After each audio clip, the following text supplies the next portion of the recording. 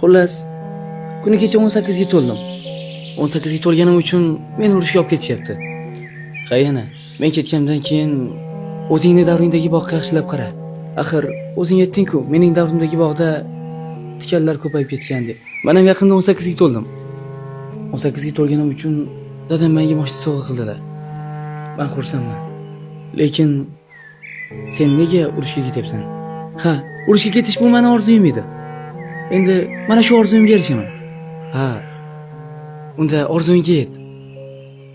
Bog' mavzusiga keladigan bo'lsak, ochig'i bir o'zim eplolmayman. Sababi bog'dagi tikanlar ancha yil zoti bo'lgan. Ha, mayli.